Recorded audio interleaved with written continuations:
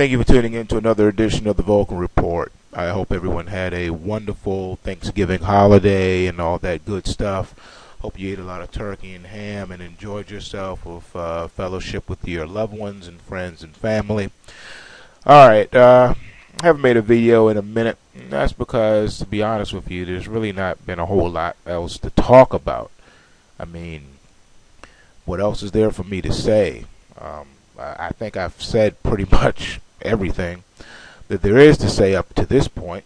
If you missed any videos, I suggest you go back and check out some of them. You also will probably want to check out some of the radio archives on wideawakenews.com. You can check out some of the radio shows that I've done live with Charlie. I'm normally on there on Thursday nights from 9 p.m. Eastern Standard Time. Sometimes I come in other days throughout the week as well, but that's primarily when I'm usually on there. We've covered a host of subjects, a lot of things that I don't have time to make videos for. I've been busy trading and preparing, and hopefully you've been doing the same thing. You can pretend like you don't see this chart of silver in front of you. You can pretend like you don't know what any of this means. But the truth of the matter is, you see that this is in an uptrend. You see it. I mean, there's nothing to talk about.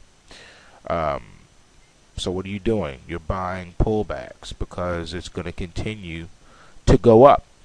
You've heard about what's happening with Europe and all that. You can pretend like you don't understand this euro chart right here. This is the euro currency. You can pretend like you don't see that this thing topped out back here in November the 4th. And it's collapsed ever since then. You can pretend you don't see this long-term trend line that we've broken through there. You can pretend you don't see the cross of the T and the K line here. You can pretend you don't see that. You can pretend you don't see this channel that's fully formed and gaining downside momentum and still has more to slide, probably getting into the 128 handle before building some sort of a support to test back up to the 134 before we get another leg down. You can pretend you don't understand that. You can also look here and pretend that you don't see this chart of the Dow Jones that has been following the euro but just not in the same velocity. We're still above the long-term trend line, and the reason for that is because, as you know, the euro normally leads the U.S. stock market.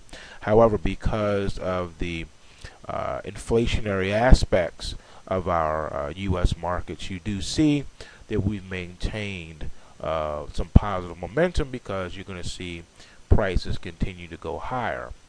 And for whether you agree with that or not doesn't negate the fact that it's happening.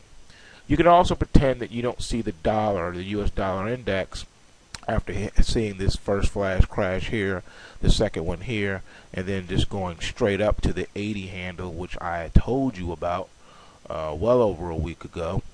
Actually, it's been like 2 weeks ago. I did warn you about the 80 handle. I gave you where the resistance points were. Well, now we're here.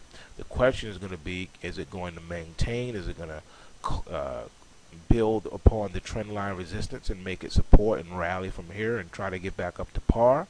Or this is going to be all she wrote and now we're going to collapse back down again?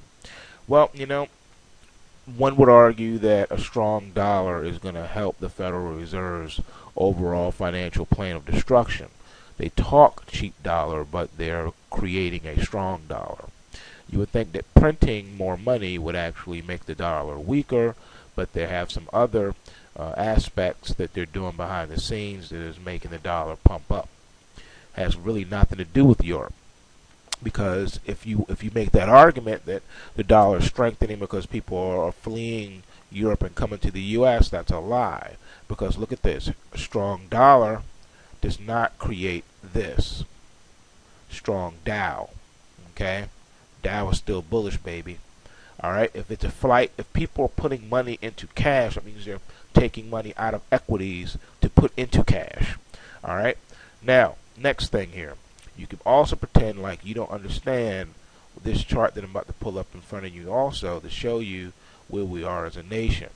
Here's the bonds. The bonds collapse below the long-term trend line support and now it's become resistance, and now it's made its way back up. It's moving in tandem with the dollar. Well, hold on, I'm a little confused here.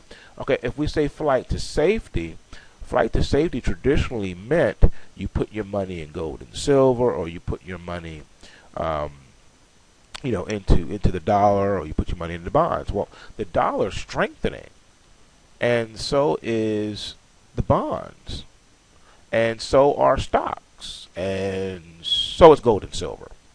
You do the math, figure it out, trade what you see, not what you think, and remember, bulls make money, bears make money, and pigs get slaughtered. Take what you can, give nothing back. I'm out. Peace.